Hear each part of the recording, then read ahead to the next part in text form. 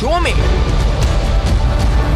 Sindh building control authority, रिश्वत का बाजार गरम।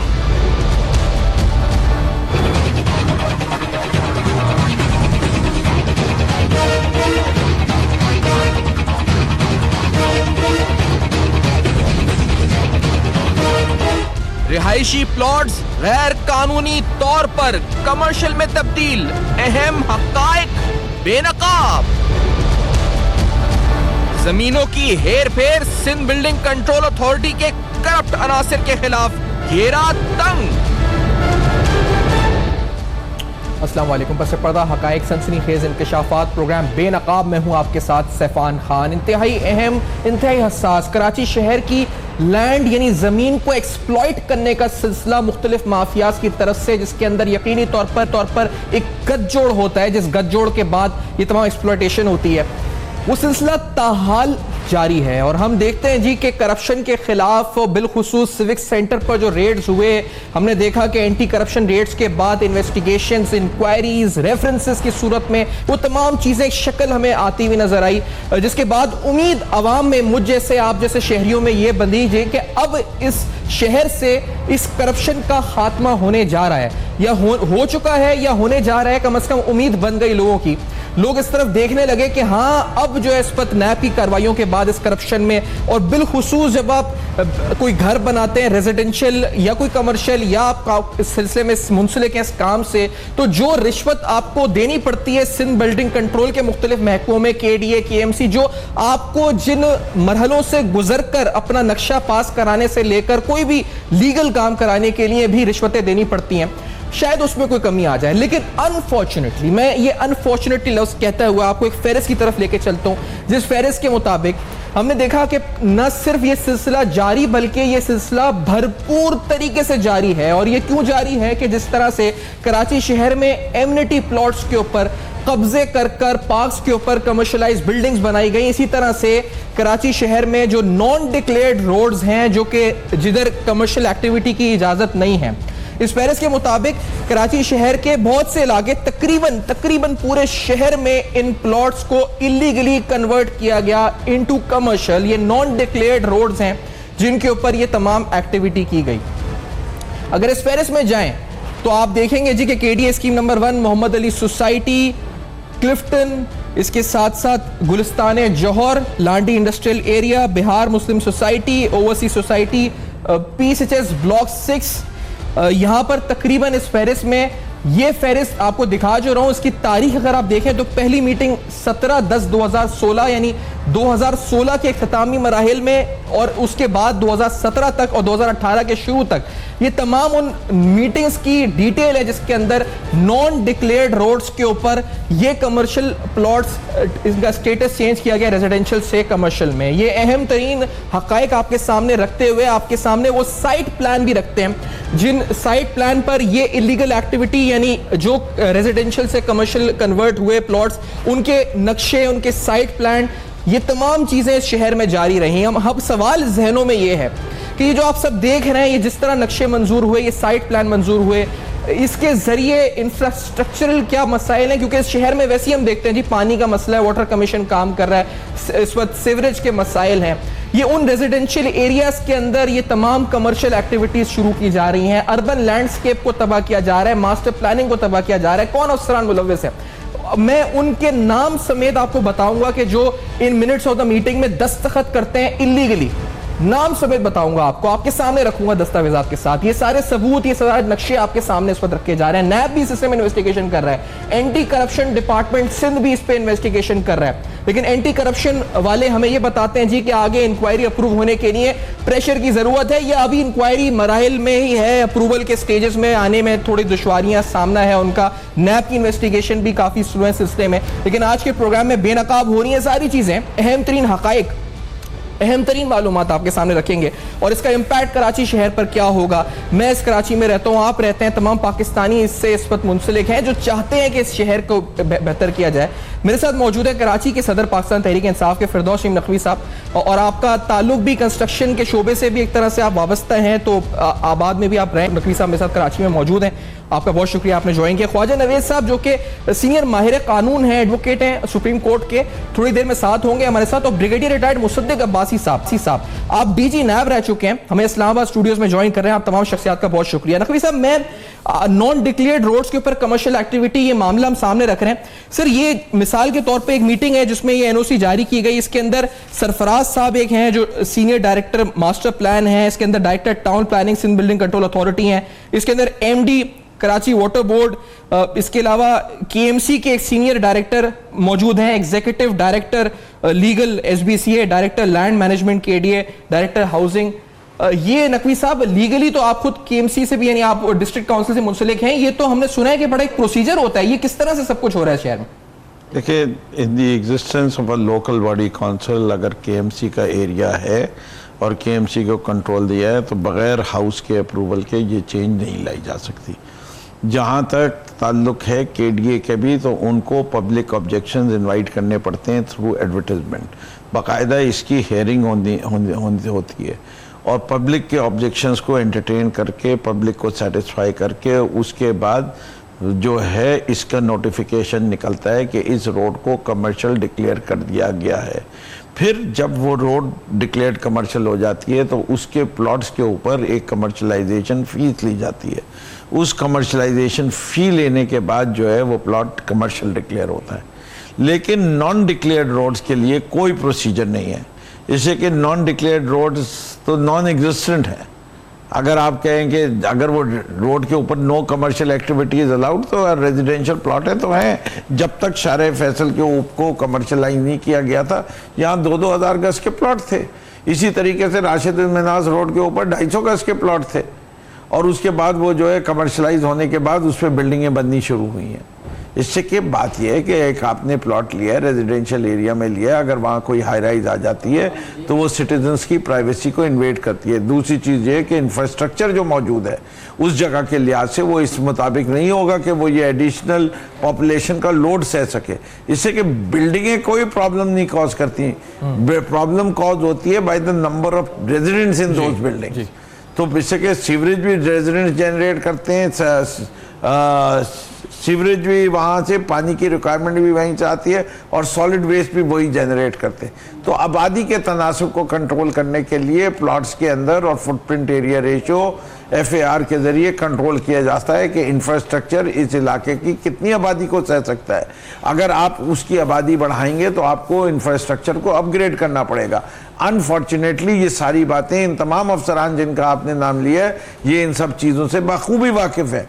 लेकिन क्योंकि इस सिंध के अंदर एक कानून आम हो चुका है कि रिश्वत लो और काम कर दो, और दूसरे बकौल जाफरी साहब के कि उन्होंने कहा रिश्वत लेके फंस गया है, रिश्वत दे के छूट जा। तो जो रिश्वत लेते हुए पकड़ा भी जाता है, चाहे वो नैब पकड़े, चाहे वो एंटी करप्शन पकड़े, एक वो ऐसे केस ढूंढते रहते हैं कि वहाँ से वो जिस दफ्तर ने रिश्वत ली है उससे वो रिश्वत बटोर के उसको हल्की फुल्की सजा पे या बिल्कुल ही माफ़ करके छोड़ देते हैं। इस माहौल के अंदर सही अकाउंटेबिलिटी नहीं हो रही और कोई करप्शन की रोकथाम के लिए इक़दाम नहीं लिए जा रहे। अच्छा, मैं इस पर जो आपने जो एक ओवरव्यू दिया, इस पर मंजरकशी की है, यकीनी तौर पे नाज़रीन तक भी पहुंची है, तो ये बड़ा बताना जरूरी है क्योंकि कराची शहर के साथ जिस तरह से ये सुलूक किया जा रहा है, बढ़ता जा रहा है एम्यूनिटी प्लॉट्स को कन्वर्ट करने का, लेकिन ये जो कमर्शियल आप कन्वर्ट कर रहे हैं रेजिडेंट नॉन डिक्लेयर्ड रोड्स के ऊपर जिस तरह से हो रहा है, ये पूरी फहरिस्त अगर आप देखें तो इसके अंदर जो इलाके रिहायशी इलाके हैं, गुलिस्तान जौहर है, मोहम्मद अली सोसाइटी, ये ऐसे ऐसे इलाके हैं जहां पर ये तमाम एक्टिविटी इस पर इंटरटेन की जा रही है और ये रिश्वत के एवज हो रही है। अब इसमें कितनी रिश्वत होती होगी इस पर तो हम आएंगे क्योंकि वो स्पेकुलेटिव ही होगी, एग्जैक्ट फिगर तो हम नहीं बता सकते, ना हमने दी है ना ली है, खुदा ना खास्ता जो बताएं। लेकिन ब्रिगेडियर मुसद्दिक अब्बासी साहब, मेरी नजर में और हमने इत्तला ये कीजिए कि पता चला कि नैब के पास तकरीबन ऐसे 11 प्लॉट्स की इन्वेस्टिगेशन चल रही है, नैब कराची के पास 11 से 12। सर, ये जो फहरिस्त मेरे पास है ये तकरीबन 51 प्लॉट्स हैं जो 2017 और 2016 के आखिर में कन्वर्ट हुए हैं, और इस पर दस्तखत है उन तमाम अफसरान के जो अप्रूव कर रहे हैं तमाम चीजों को, जिसके अंदर कन्वीनियर इस मीटिंग के senior director master plan Sarfaraz साहब है, सरफराज खान नाम है उनका। मुसद्दिक साहब, नैब क्या कर सकता है इस बारे में, इसको किस तरह रोका जाए कराची शहर में? बात यह कि फिरदौस साहब ने बड़ा वाज़ेह किया बाज़ चीज़ों को कि हर चीज़ का एक प्रोसीजर है, और हमारी ट्रेजेडी ये है, सबसे बड़ा अलमिया ये है कि हमारे कहीं भी मास्टर प्लान एग्जिस्ट नहीं करता। इवन इस्लामाबाद जैसे शहर में अगर आप मास्टर प्लान की बात करेंगे तो मास्टर प्लान का हमने होलिया बिगाड़ के रख दिया है। तो सबसे पहली चीज़ होती है कि जहाँ पे कोई डेवलपमेंट होती है वहाँ पे मास्टर प्लान को इस तरह से ट्रीट किया जाता है जैसे आप कुरान और हदीस को करते हैं। उसमें अगर आपने कोई अमेंडमेंट करनी है, कोई उसमें चीज़ तब्दीली लानी है, तो इसका ख़ास फोरम है जो फिरदौस साहब ने क्लियर किया। फिर इस वो जो फोरम होता है उसके बाद अगर आपने उसको कन्वर्ट भी करना है तो जो प्रेजेंट मार्केट वैल्यू होती है जिसको एस्टिमेट किया जाता है कि इतनी इसकी प्रेजेंट मार्केट वैल्यू होगी तो गवर्नमेंट को इतना रेवेन्यू वहाँ से जनरेट करना चाहिए और फिर उसको कन्वर्ट किया जा सकता है। होता क्या है, एक रेजिडेंशियल जगह है, उसकी कीमत अगर 10 लाख है, जो कन्वर्ट होगी तो वो 10 करोड़ में कन्वर्ट हो जाएगी। चंद एक रिश्वत उसमें लेने वाले ऑफिशियल रिश्वत लेने के बाद मास्टर प्लान को डिसरिगार्ड करते हुए, उसको मद्देनजर ना रखते हुए, जैसा फिरदौस साहब ने कहा कि इसके बड़ी और इम्प्लीकेशन है, पार्किंग की, सॉलिड वेस्ट की, सीवेज की, ये सारे प्रॉब्लम के साथ आते।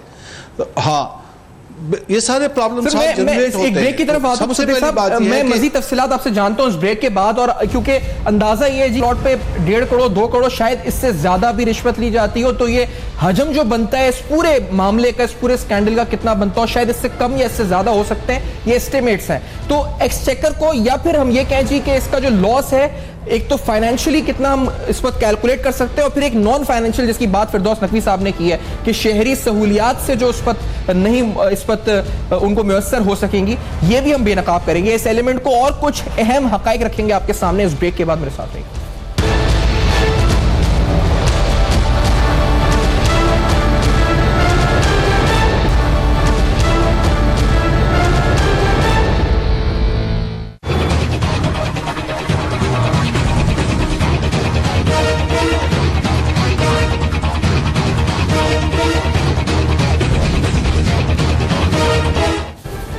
Welcome back. आप देख रहे हैं बेनकाब, जहां अहम तरीन हकाइक बेनकाब कर रहे हैं। सिंध बिल्डिंग कंट्रोल के मामलात, कराची शहर की लैंड एक्सप्लॉयटेशन के मामलात, किस तरह से रेजिडेंशियल, कमर्शियल, और किस तरह ये सारा चेंज ऑफ स्टेटस हो रहा है लैंड का, और यकीनी तौर पर ये इलीगल हो रहा है क्योंकि नॉन डिक्लेयर्ड लैंड पर हो रहा है। क्या प्रोसीजर को फॉलो किया जा रहा है, नहीं किया जा रहा, ये अहम हकाइक बेनकाब कर रहे हैं। NAB is already investigating, anti corruption investigate कर रहा है। जिन अफसरान के मैं नाम ले रहा हूँ इनके बारे में बताया जाता है जी कि इनमें से चंद ऐसे हैं जिनके खिलाफ एंटी करप्शन में 4 या 5 एवरेज इंक्वायरीज हैं, लेकिन आगे अप्रूव नहीं होती तो FIR रजिस्टर नहीं होती। ये इस मुल्क में इस पर एहतसाब का अमल है जिस पर नजरसानी की जरूरत है। लेकिन इस फहरिस्त को दिखाते हुए जिसमें कराची शहर का कोई इलाका नहीं बचा जहां पार्क वगैरह पे तो कब्जे हुए हैं, लेकिन ये इसमें तकरीबन हर इलाके का अहाता हुआ है जहां ये प्लॉट्स कन्वर्ट किए गए। और मैं आपके मिसाल के तौर पर 1 मिनट ऑफ द मीटिंग रखता हूं जिसके अंदर convener senior director land, senior director master plan Sarfaraz साहब हैं, उसके साथ 4-5 और अफसरान शामिल हैं KMC के, SBCA के, जिसमें change of land use of plot number D18 Rizvia CHS Karachi. This is a case of change of land use of residential plot number 18 Rizvia. इसमें आगे लिखा है जी कि 600 yards located on non declared 200 feet wide Liaqatabad road where various commercial activities are going on such as flats, shop, offices, marriage hall. The case was discussed in length with the committee, decided that proposed change of land use of subject plot from residential to commercial be recommended a wide section of for placing before the authority, that is Chief Executive SBCA, on its merits. ये non declared road of 200 feet wide, non declared road का लफ्ज इस्तेमाल। ख्वाजा नवेद साहब हमें join कर चुके हैं, senior माहिर कानून है। सर ये क्या है नवेद साहब, ये क्या कराची शहर में ये नॉन डिक्लेयर्ड रोड इन्होंने जिक्र 100 फीट का, ये SBC अप्रूव कर रहा है, ये चंद अफसरान अप्रूव कर रहे हैं, क्या हो रहा है ये? नहीं देखिए, सिंध बिल्डिंग कंट्रोल अथॉरिटी जो है ना सर जी, उसका जो मैंडेट है वो सिर्फ बिल्डिंग के बारे में है जी, कि बिल्डिंग का जो अप्रूवल देना कि 3rd फ्लोर, 5 फ्लोर, 10 फ्लोर, और फिर उसके जो भी उसका पैरामीटर्स है। लेकिन जहां तक कन्वर्जन ऑफ लैंड का ताल्लुक है, जो मेरी मालूमात है, लैंड की मालिक होती है KMC। KDA भी मालिक नहीं है, क्योंकि KDA को वो कहते हैं कि ये KDA को डेवलपमेंट के लिए लैंड दी गई है बोर्ड ऑफ रेवेन्यू ने, और वो KDA मालिक नहीं होती। बहरहाल KDA लीज करती है, KMC जो है वो होती है मालिक। तो जब आप लैंड को कन्वर्ट कराते हैं तो KMC की पूरी जो गवर्निंग बॉडी है, कमेटी है या काउंसिल है, उसमें वो केस पुटअप होता है, फिर उस पर साइन होता है, उसका हेड मेयर होता है, फिर मेयर के दस्तखत होते हैं। सिटी काउंसिल की बात कर रहे हैं ना, जो जी कोई सर, रेजोल्यूशन सिटी पास काउंसिल, करती है, जी, फिर वो सिंध जी। गवर्नमेंट के पास जाता है, फिर शायद समरी होती है, पूरी उसकी फिर आगे पूरा मामला होता है, नीचे से मूव होती है समरी, फिर वो अप्रूव होते होते जाके आखिर में सिटी काउंसिल में जाती है, वहां पे फिर रेजोल्यूशन बनता है, रेजोल्यूशन बन के वो अडॉप्ट होता है, फिर उस पर मेयर साइन करता है, फिर जाके होता है। तो ये मैं एक एडिशन KPCA कैसे कर लेगी, एक चीज ये तो सर इसमें KMC के अफसर है ना। नबी साहब, मैं इस एतराज पे एक सवाल आपसे पूछ रहा हूँ साहब, इसमें KMC भी तो है, इस मीटिंग के अंदर KMC का भी कोई सुपरिटेंडेंट इंजीनियर शामिल है, तो KDA का भी कोई आदमी शामिल है, तो इज इट इनफ नकवी साहब? नहीं, देखिए, फर्स्ट एंड फॉरमोस्ट, और ख्वाजा साहब आप मुझे तायद कर दिएगा, नफी कर दीजिएगा, कभी भी प्लॉट्स को कंसिडर नहीं किया जाता, रोड्स को कंसिडर किया जाता है। फर्स्ट एंड फॉरमोस्ट रोड को कमर्शियल डिक्लेयर किया जाता है, उसके बाद उसके ऊपर कुछ प्लॉट्स को जिनको कमर्शियल नहीं करना होता उनको कॉल आउट कर दिया जाता है फॉर वेरियस रीजन। कई दफ़ा मस्जिद के साथ पार्किंग की प्रॉब्लम हो सकती है, तो वो कह सकते हैं कि इधर जो है अगर बनाने की इजाज़त है तो 2 मंजिल की इजाज़त देंगे, इधर 10 मंजिल की देंगे। इस किस्म के भी कंट्रोल्स डालते हैं। जब वो पूरी उस रोड की कमर्शलाइजेशन के ऊपर पेपर लिखते हैं, और उसके ऊपर जैसे इस रिपोर्ट में लिखा हुआ है बहुत सारी कमर्शियल एक्टिविटी हो रही है, बहुत सारी कमर्शियल एक्टिविटी कैसे हो रही है? हो नहीं सकती जब तक इन connivance with building control authority नहीं हो। अगर इलीगल कमर्शियल एक्टिविटी है तो उसको रोकने वाला एंटी इंक्रोचमेंट है, उसको जाके वो बिल्डिंग को तोड़ देनी चाहिए सिंध बिल्डिंग कंट्रोल अथॉरिटी को, कि the sanctity of that area must be maintain. ये अगर रेजिडेंशियल एरिया है तो उसे रेजिडेंशियल ही रहना चाहिए, तो ये उसके ऊपर कमर्शियल काम नहीं हो सकता। जैसे आप इंडस्ट्रियल एक्टिविटी रेजिडेंशियल एरिया में नहीं कर सकते। दुनिया भर के किसी शहर के अंदर आपको गैराजेस जो हैं, जो डेंटिंग पेंटिंग वाले हैं या मोटर रिपेयर के, वो रेजिडेंशियल एरियाज में नहीं मिलेंगे, लेकिन कराची में इस एक्टिविटी पे कोई रोक चल रहा है। लेकिन भाई साहब, कानूनी तौर पे मुझे बताया ना कि अब ये हो चुका है, तो अब इसको खत्म करने के लिए या इसको रिवर्स किया जा सकता है, और किस तरह किया जा सकता है? कोर्ट को ऑर्डर दे, डिमोलिशन होगी, या ये जो अफसरान के खिलाफ, ये तो हम मतलब किस तरह से अप्रोच करेंगे? वाटर कमीशन भी उतारे कि उधर वो करें, एक्शन कौन करे? देखिए, बात यह है कि कोर्ट में कॉन्स्टिट्यूशनल ज्यूरिसडिक्शन में अगर कोई शख्स लेके कंप्लेन वहां पिटीशन फाइल करके चला जाता है, तो कोर्ट्स इस मामले में बड़े क्लियर हैं। वो फौरी तौर पे कॉग्निजेंस भी लेते हैं, ऑर्डर भी पास करते हैं, स्टे ऑर्डर भी ग्रांट करते हैं, और डिमोलिशन का ऑर्डर भी करते हैं। अब वो डिमोलिशन को कैरी आउट करना होता है इन्होंने, गवर्नमेंट ने, फिर वो जाके वहाँ से ऑर्डर तो हो जाता है, लेकिन वो ऐसे ज़रा से 2 सुराख करके लोग आ जाते हैं, यानी उन ऑर्डर्स को भी डिफीट करते हैं। बड़े कमाल की हरकतें भी बिल्डर हजरात करते हैं। वहां से मजलिस बालकनी में 2 सुराख कर दिए, इमाम बार का बना लेंगे, नीचे की मंजिल के ऊपर मस्जिद का बना दिखा देंगे, प्रेयर का दिखा देंगे, वो अंदर से फ्लैट फिनिश नहीं है तो बाहर से दिखा देंगे, कपड़े टंगे हुए हैं, ये हुआ हुआ है कि हजारों लोग रह रहे हैं, और उसको पब्लिक केस बना देते हैं। किराए का मजमा जमा करते हैं, और किराए का मजमा जो है वो रोना धोना और सर पीटना सब कुछ हो रहा होता है। लेकिन बात यह कि अगर आप चाहते हैं कि law has to be implemented, then देखिए वो कहते हैं ना कि कानून में क्या कहता है कि you can not take this defence कि आपको you didn't know, ignorance of law is no excuse, no excuse. तो ये इग्नोरेंस ऑफ लॉ की तहत के ऊपर जो फैसले कर रहे हैं, इग्नोरेंस ऑफ लॉ, तो आपने ख्वाजा साहब ने एक रास्ता बताया कि आप जाके पिटीशन। सर, कराची शहर में एमिनिटी प्लॉट्स, मुसद्दिक अब्बासी साहब, एमिनिटी प्लॉट्स, पार्क कोई नहीं छोड़ा, बच्चों की खेलने की जगह नहीं छोड़ी, रेजिडेंशियल के अंदर कमर्शियल एक्टिविटी ये पूरे शहर में जारी है, और ये किस तरह गैर कानूनी तौर पर रिश्वत के एवज जारी है, बाजार गर्म है रिश्वत का, कोई कुछ नहीं कर रहा। नैब सालों से इन्वेस्टिगेशन ही करे जा रहा है, और हम सुन सुन के थक गए और कवर कर करके थक गए रेट्स को, कि आज फिर रेड कर दी 3rd फ्लोर पे सिविक सेंटर के, 4th फ्लोर पे SBCA, KDA, ये वो। सर, आखिर आपकी इंक्वायरी जो 10 महीने में फिनिश होनी चाहिए, वो क्यों नहीं आगे बढ़ पा रही हैं मुसद्दिक अब्बासी साहब? चंद एक चीज़ें मैं क्लियर कर दूं। जो फरदौस साहब ने बात कही है, इसमें कुछ समझने वाली बात है कि पूरी रोड को जब आप डिक्लेयर करते हैं किसी रेजोल्यूशन के तहत, तो वो पब्लिक एट लार्ज पूरी इसको बेनिफिट करती है, करते ये इस तरह से हैं कि पिक एंड चूज करते हैं, 4 घर होंगे, 5 कमर्शियल प्लाजा बन रहा होगा, वहां पे फिर ये बड़ी ह्यूज किस्म की रिश्वत लेके उसको कन्वर्ट कर देते हैं। ये इलीगल प्रैक्टिस है। किसी रेजिडेंशियल को कमर्शियल पूरी रोड को डिक्लेयर करना इलीगल नहीं है अगर उसको एक प्रोसीजर के साथ किया जाए, और होना चाहिए, बिकॉज ये रिक्वायरमेंट आ जाती है।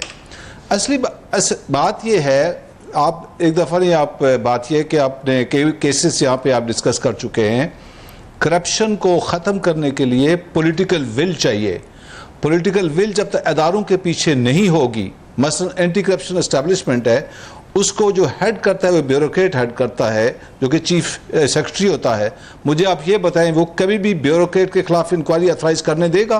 वो कभी नहीं करने देता, उसमें 10 ईंचें डाल देता है।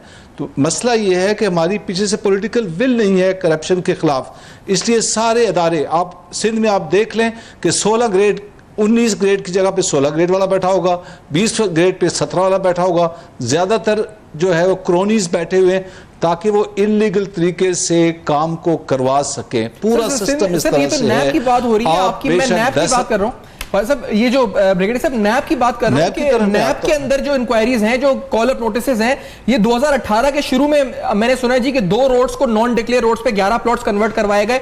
उधर उन्होंने जो है इंक्वायरी उठाई हुई है, कुछ खतूत लिखे हैं, हम यही सुनते हैं खतूत लिखे हैं, समन कर दिया, बुला लिया, ये कर दिया, आगे मामलात किधर जाते हैं, फिर क्या होता है, क्यों रुक जाते हैं, और जो मुतालिका अफसरान मुलव्विस हैं वहां तक, उन तक गिरफ्त तक क्यों नहीं पहुंच पाती नैब, उनको गिरफ्त में क्यों नहीं ला पाती, ये सवाल है मुसद्दिक साहब।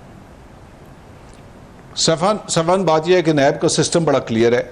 नैब जब किसी केस का कागजात लेती है तो उसका एक बड़ा ट्रांसपेरेंट सिस्टम है, जिसमें एक दफ़ा फीड अगर कर देती है किसी इंक्वायरी या किसी केस को, तो वो चेयरमैन के पास भी उसके कंप्यूटर पे आ जाता है और उसको कोई फिडल नहीं कर सकता, चेंज नहीं कर सकता, और उसमें एक टाइम लाइन होती है उसको ख़त्म करने की, और उस टाइम लाइन के अंदर उस केस को ख़त्म करना होता है या क्लोज करना होता है। एविडेंस नहीं है, और अगर एविडेंस है तो उस केस को इंक्वायरी से इन्वेस्टिगेशन उसको रेफरेंस में लेके जाना होता है।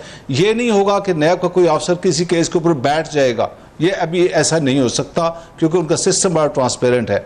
दूसरी एक बात फिरदौस साहब ने कही थी कि लोग करप्शन करते हैं और पैसा दे के छूट जाते हैं, ये बात किसी हद तक मैं सपोर्ट नहीं करूँगा। नैब के अंदर जितने भी प्ली बारगेनिंग के केसेस हुए हैं, आप रिकॉर्ड उठा कर देख लें, तकरीबन 360 अरब रुपया रिकवर किया गया है प्ली बारगेन के थ्रू। उसमें होता यह है कि जो लाइबिलिटी होती है किसी शख्स की, जो एविडेंस पे बेस होती है, उससे एक पैसा भी चेयरमैन नैब भी कम नहीं कर सकता। प्ली बार्गेनिंग का ये मतलब नहीं होता कि आप बार्गेन कर रहे हैं, बल्कि प्ली बार्गेनिंग का मतलब ये होता है कि आप कन्विक्शन से बच रहे हैं, आप पैसा वापस कर रहे हैं, 15% एडिशनल कर रहे हैं, और आप डिस्क्वालीफाई हो जाते हैं सेक्शन 15 के तहत। तो कानून, तो सिस्टम नैब का जी। अच्छा, I have to take a break Musaddiq साहब, आपने बताया मुझे, इस ब्रेक के बाद आते हैं। तो क्योंकि ये रिश्वत का है और रिश्वत के एवज कराची शहर की जमीन को इस तरह कन्वर्ट किया जा रहा है, बेचा जा रहा है, गैर कानूनी तरीके आजमा कर, ये तमाम चीजें, ये तमाम मामला कर रहे हैं, इस वक्त ये हो रहे हैं, कौन अफसरान है, आपको मैंने मीटिंग के दस्तखतशुदा दस्तावेजात भी दिखाए और आपको नाम और आगे कुछ और तफसीलात आपके सामने रखनी है। इस ब्रेक के बाद हमारे साथ रहेगा बेनकाब में।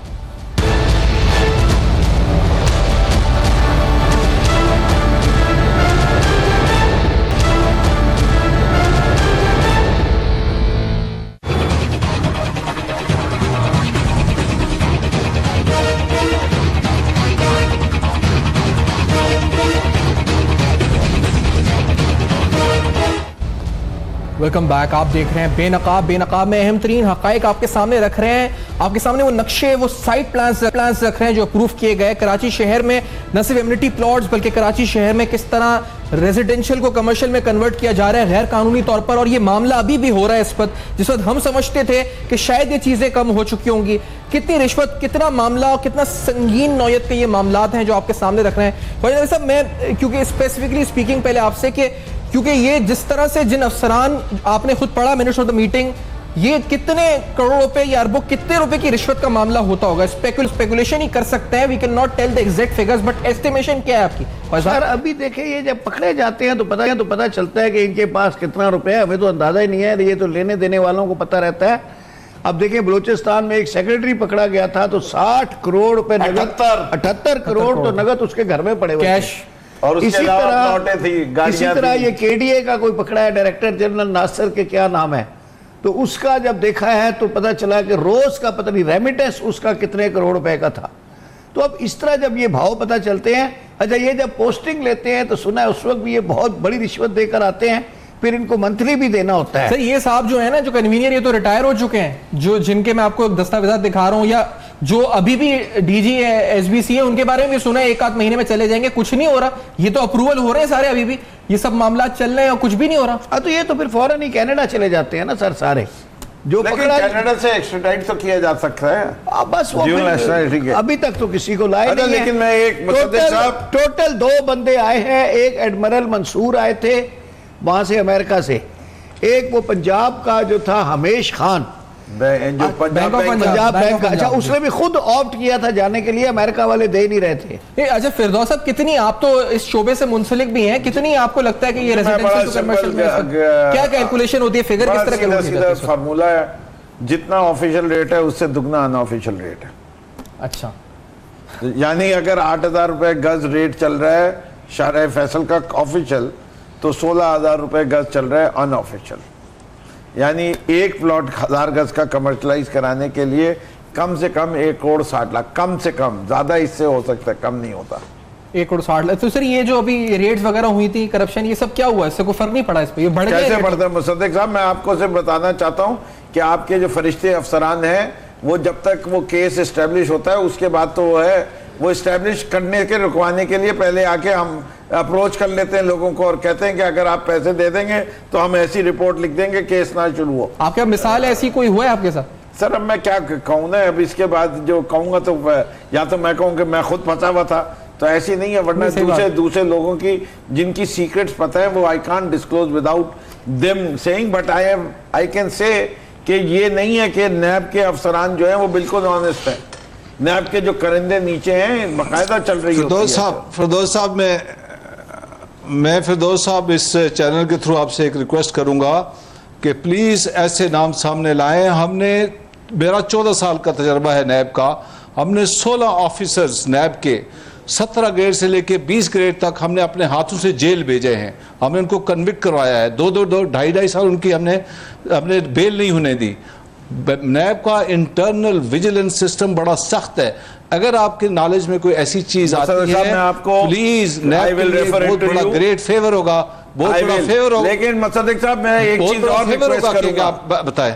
मेरे देखिए बात यह है कि प्ली बार्गेन को खत्म कर दीजिए, for God sake, let these people be punished. Sir वो तो पार्लियामेंट करेगी ना, ये कैसे करेंगे? ये कानून साजी तो पार्लियामेंट का काम है ना, बात ही नहीं करनी चाहिए ना सर। नैब अमाउंट इतना ज्यादा सेट करें कि वो उसके दे ही ना सके, वो इनके पास भी हर में। देखिए बात ये ना, जब तक सर वो जब तक कानून में शिक मौजूद है कि प्ली बार्गेन हो सकती है, तो ये कैसे खत्म कर सकते हैं? 78 करोड़ वाले को दिखाएं कि 450 करोड़ देने।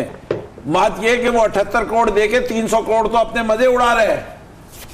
अच्छा ये मर गए वो एडमिरल साहब, लेकिन एडमिरल साहब की नेटवर्थ तो मालूम सर ये मुझे पता है मीडिया पे कि ये 1,60,00,000 अभी आपने जो कैलकुलेट करती थी फिगर, ये तो बड़ी हैरान कुन है नकवी साहब। यानी आप ये जो ऑफिशियल रेट है उसका डबल, अब ये जिसने कमर्शियल कन्वर्ट करवाया होगा उसने इसी तरह से दिए होंगे। 600 गज का है तो उसने कितने दिए होंगे? लाखताबाद की रोड क्योंकि नॉन कमर्शियल रोड है तो वहां तो कोई रेट ही नहीं है।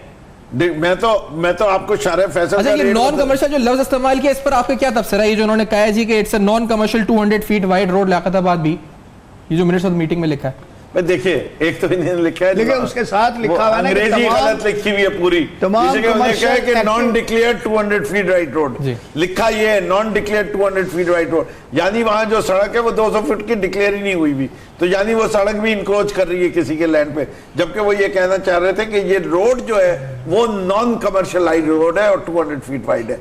बट जब वो नॉन कमर्शियलाइज्ड है तो वहां तो कोई रेट ही नहीं एग्जिस्ट करता, तो इसके मतलब वहां तो वो जो मांगे दे दे, जो सेट कर दे वो कहते अच्छा इस प्लॉट की है। देखिए इस वक्त सूरत हाल क्या है, इस मुल्क के अंदर रजिस्ट्रार जो वैल्यूएशन टेबल दे रहा है उससे 10% के ऊपर वैल्यू पे रजिस्टर होते हैं।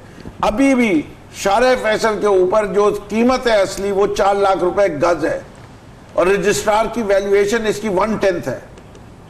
तो इस मुल्क के अंदर आप देखें स्टैंप ड्यूटी इतनी हाई की हुई है कि उसकी वजह से everyone is willing to do this thing. जब तक यहाँ की ये real estate is a black money haven, इसके बारे में तो ना फाइनेंस मिनिस्ट्री सोचती है ना कुछ। जब ये ब्लैक मनी हेवन नहीं रहेगा तो ये भी कम होगा, इससे कि लोग फिर शोर मचाएंगे। जिससे कि अभी क्या होता है कि टैक्स फ्री पैसा मिल रहा है जी, इससे कि ऑफिशियली वैल्यू क्या है, ऑफिशियल वैल्यू 20,000 रुपए का, कमर्शलाइजेशन 8,000। लेकिन अगर किसी को पता चले कि ये जो जमीन जिसकी एक्चुअली रेजिडेंशियल वैल्यू 40,000 रुपए गज है, जब ये कमर्शलाइज होगी तो इसकी वैल्यू 40 लाख हो जाएगी, तो वो जो फीस डिमांड करेंगे तो उसके अंदर शेयरिंग जो है मच बेटर होनी चाहिए, so that the infrastructure of that area can be develop. यहाँ जो इंफ्रास्ट्रक्चर के पैसे भी कमर्शलाइजेशन चार्ज, कभी आप सिंध बिल्डिंग कंट्रोल अथॉरिटी से पूछें कि आज तक तारीख में जितना पैसा कमर्शलाइजेशन का लिया है उसमें से कितना पैसा आपने KWSB के साथ शेयर किया, कितना पैसा आपने KESC के साथ शेयर किया? जीरो। इससे क्या होता है, जंग के ट्रिप्स ऑफ द सेक्रेटरी होते हैं, मिनिस्टर होते हैं, मैगजीन्स होती हैं, उनकी गाड़ियां लाई जाती हैं, पेट्रोल जो अनऑफिशियली उन्हें चाहिए होता है उसका खर्चा डल रहा है। लेकिन मैं यही बात इसके अलावा सिंध बिल्डिंग कंट्रोल अथॉरिटी का बजट भाई साहब, मुझे ये एक बात आपसे पूछे मुस्तफा कि सर ये जो भाई साहब ये अब आपके इलाके में मिसाल के तौर पे ये हो जाए और ये जिस तरह से हम फहरिस्त दिखा रहे हैं इसमें तो मेरे ख्याल से कोई इलाका बचा नहीं है जो रेजिडेंशियल है जिसको आप कमर्शियल कर रहे हैं। तो सर जो पानी की सहूलियात हैं, बिजली की सहूलियात हैं, अगर लोड बढ़ जाएगा, कमर्शियल बिल्डिंग बन जाएगी आपके पड़ोस में, सही है, और इलीगली बन जाएगी वैसा उस रोड का नॉन डिक्लेयर्ड रोड के ऊपर, तो सारा जो रिसोर्सेज है वो तो उतनी रहेंगी जो रेजिडेंशियल के लिए होती हैं, लेकिन वहां 200 अफसरान आके अगर बैठ जाए, ऑफिस खुल जाए, कमर्शियल एक्टिविटी बिल्डिंग बन जाए, शॉपिंग सेंटर बन जाए, तो भाई साहब क्या होगा फिर उस रिसोर्सेज? देखिए, कमर्शियल करने से सबसे बड़ी बात यह है कि एक तो लैंड की जो यूटिलाइजेशन जब कमर्शियल होती है तो उस पर एम्प्लॉयमेंट क्रिएट होती है, बिजनेस एक्टिविटी होती है। एक दुकान पे कम से कम भी 4 नौकर रखने पड़ते हैं, तो अगर वहाँ पे 100 दुकानें बन गई हैं तो आप समझे कि 400 तो वो बंदों को मिल गई नौकरी और 100 दुकानदार है, एक तो पॉजिटिव एक्टिविटी, लेकिन वो एक अच्छी एक्टिविटी है।